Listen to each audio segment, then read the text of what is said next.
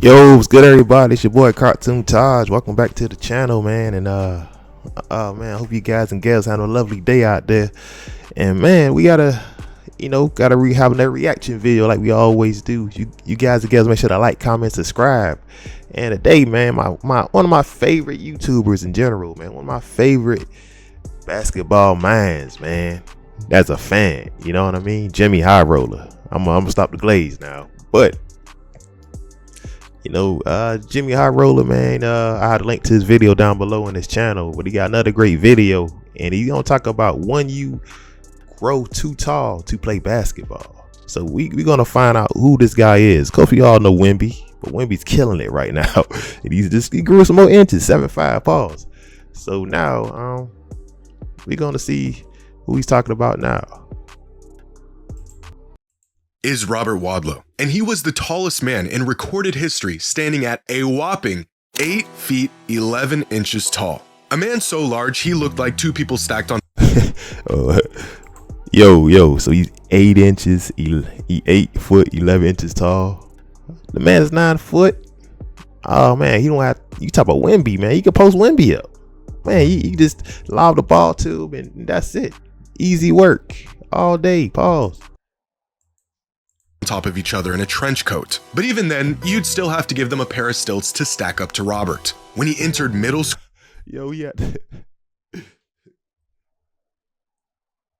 but even then, you'd still have to give them a pair. He had to really bend. The entrance doorway is already super high. He had to bend down to get through it. But look at him, man. Look at him. Look at this. Look at the ladies he got with him. That's crazy. When was this, in the early 1900s? I'm assuming 1800s. Man. Stilts to stack up to Robert. When he entered middle school, he was already a 7-footer, and by the time he graduated high school, the kid was a staggering 8 feet 4 inches tall.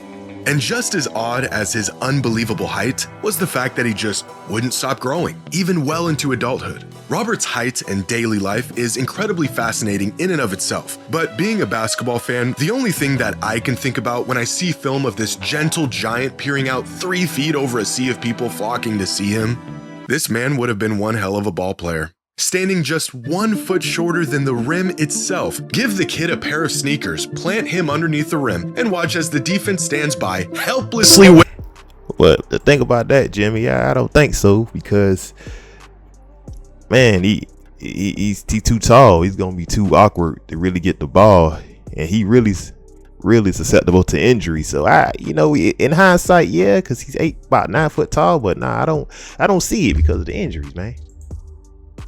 Witnessing the dominance of a man too big to do absolutely anything about. If Robert played basketball, and if you could just get him within reaching distance of the hoop, I fail to see any way that you could prevent him from just dropping the ball in the hoop every single time. Which begs the question. Look at that. You just see him miss some easy shots by the basket. Look. Oh, man. Oh, man. What? Why don't teams do this? Why are teams around the NBA not scouting the tallest people on the planet, slapping a uniform on them, and planting them under the hoop for the easiest buckets you've ever seen in your life? Well, because teams have tried this. Actually, they've tried it a lot. And it turns out you can actually be too tall to play basketball.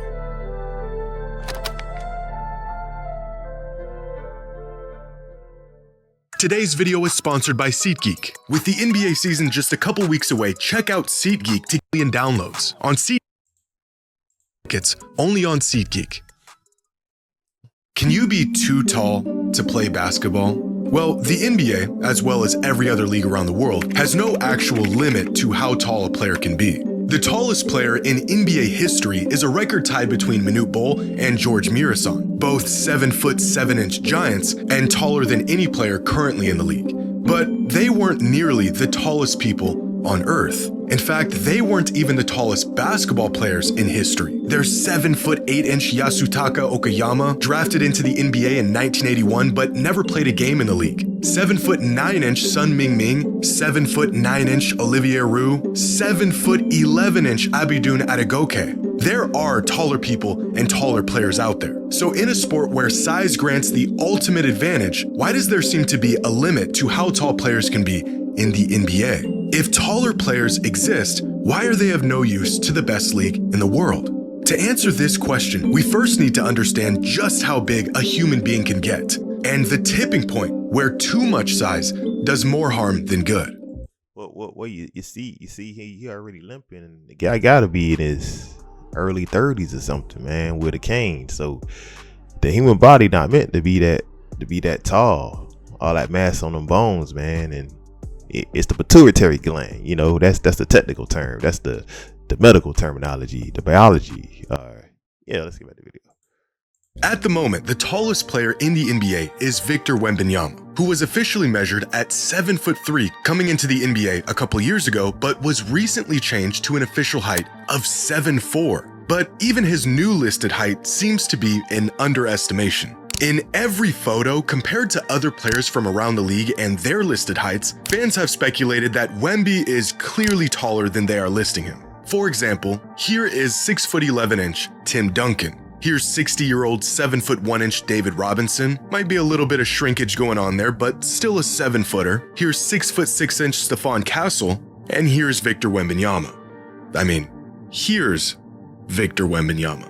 After crunching some numbers, it's estimated that Wemby is closer to 7'6" or even 7'7", and according to the Spurs team staff, he's still growing. Now, if Wemby is truly 7 feet 6 inches tall, that would make him the 34th tallest human being on the planet. So, what the craziest thing is with Wemby, he's so nimble. He got handles. He can get to the basket. Like, if he's still growing, man, then by next season he's 7'7" or 7'6". I hope he stays healthy though, cause man, I hope he stays healthy in his career. I really do. Cause that, can be that tall, hooping like that is dangerous too, because of all that weight. Even though he's tall, he's still gonna jump in the air sometimes. You don't have to, you know. It's a lot, man. You got guys dabbing for loose balls. They might miss and hit you. Missing, like, collide into your legs because he's so tall. So I just hope he's good. Where are the other 33 guys that are taller than him, and why are they not in the NBA? Well, because they are simply too tall. 8'3", 8'1", 8'1", 7'11", 8'1", 7'11". All of these men have a few things in common. They're all incredibly tall, obviously. None of them play sports, and they all suffer from genetic disorders that made them as tall as they are. No human has ever naturally grown to this size. Instead, the supersized stature of these individuals is due to a rare disorder called gigantism, a condition where the body produces excessive growth hormone, leading to abnormal and excessive height. But the result of this condition is not just extreme size, but a laundry list of medical issues that almost always accompany it. Spinal pain, joint pain, sleep apnea, carpal tunnel, cardiovascular and respiratory issues, insulin resistance, and even neurological conditions. In the cases of these rare individuals, they become so big that their body has trouble even functioning and completing normal everyday tasks, let alone pursuing a career in athletics. Although, there is one exception. Sort of. 8'1" Iranian volleyball player Martiza Merzad, who has had a decorated career on the world stage and is currently the tallest athlete on the planet, which would make him the exception to the rule if he didn't compete sitting down. The results of an accident that he had when he was a teenager that stopped the growth of one of his legs while the other leg kept growing, a disability that indirectly stemmed from his incessant growth. There aren't many people around the world who are tall enough to be an actual... I really didn't know that they have volleyball sitting down. I didn't know that. I know in the Special Olympics are the disabled, people they have in a wheelchair and stuff. I didn't know you can physically just sit down on the floor and play volleyball. Wow, you mean you learn something new every day. Cheat code in sports, and in the extremely rare cases that they are, sports are simply out of the question. Although there isn't a limit to how tall you can be to play basketball, there does seem to be a theoretical limit to how tall a person can be before they have a hard time just functioning. And this limit seems to be about 7'8". Beyond this, there are just a handful of human beings on record to live relatively normal lives without dealing with severe debilitations as a result of their immense size. The human body just isn't meant to be bigger than this. In fact, every single instance of a person growing taller than 7'9" was a result of a genetic disorder. The tallest man in recorded history whose height didn't stem from any pathological condition or excessive growth hormone production is actually, believe it or not, playing basketball right now. Standing at 7 feet 9 inches tall, 19-year-old Olivier Roux is pushing the boundaries of not just how tall a basketball player can be, but how tall a human being can get while still maintaining their mobility, dexterity, and health. Even crazier, the kid is still growing and still pursuing a career in the NBA. But he would be the first person to cross this hypothetical size limit and Yeah, he looks nimble, he looks athletic, he looks like Wemby, but he's 7'9". I mean, wow, okay. make it to the league. Because as much as height plays possibly the biggest role in the game of basketball, too much of it can end up being a curse.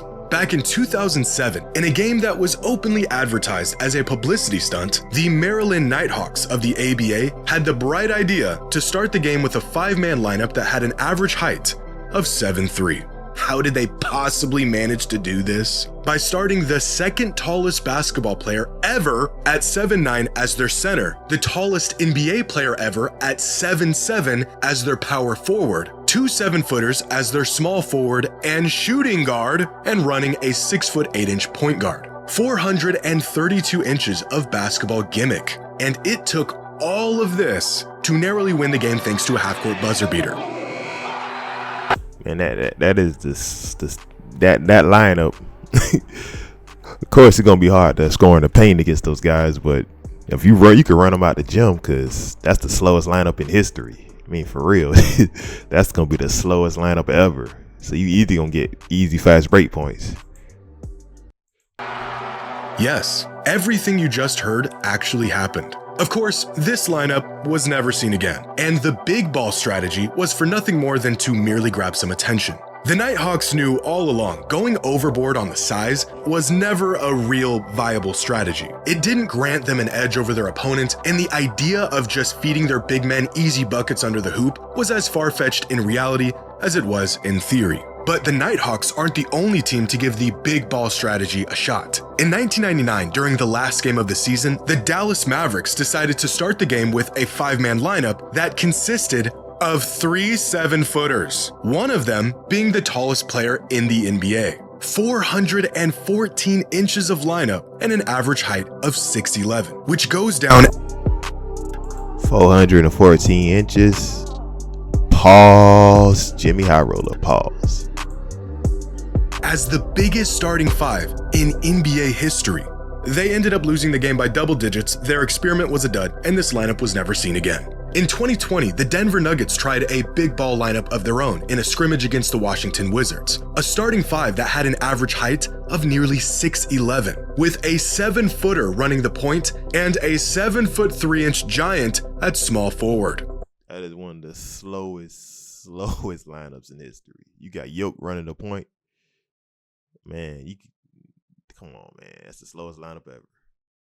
Why exactly did they do this, you might ask? Well, we're not really sure. It made no sense and was nothing more than a gimmick for a meaningless game. Ironically, the Nuggets somehow lost the tip-off and their experiment lasted only 6 minutes. The result of which was a measly 10 points, big guys living out their lifelong dream of playing on the perimeter, and a tied game against a Wizards team missing 3 of their best players. This lineup wasn't much of a success and was never seen again. Because turns out, having a team exclusively full of giants is not as great of an idea as it sounds. With how big some NBA players are, it is a miracle that they can shuffle their feet, react quickly, and maneuver around the court with the best athletes in the world at all. Listen, I know we just seen Rudy Gobert dribbling. That is come on, man. That's an anomaly. He got the worst hands in the league. He can't dribble. Even if they may struggle in the process, it gets to a point where excess height tends to introduce bigger trade-offs than benefits. More mass to move, longer levers to control, smaller margins for balance and touch. The rare talents who defy that don't just add inches, they carry those inches. Studies have shown that the negative effects of excess height, joint degeneration, spinal issues, cardiovascular strain, can begin to take effect in individuals just 6'8" or taller. Every inch above that, and the drawbacks become more and more pronounced. By 7'3", health issues aren't just expected, they are virtually inevitable. There has been only 28 players who were 7'3" inches or taller in NBA history. 28 out of over 5,000 players who have ever touched an NBA court. Out of these 28, 11 of them didn't even play a full season worth of games. Players that were short-term projects that just didn't pan out. And out of the 17 that did, 8 of them were forced to retire due to injury or a combination of multiple injuries, which leaves 9. 9 players in the history of the NBA who were mobile and skilled enough to play against the best players in the world while remaining healthy enough to stay on the court. Why don't NBA teams just get the largest human beings on the planet and take advantage of their size? Well, they do.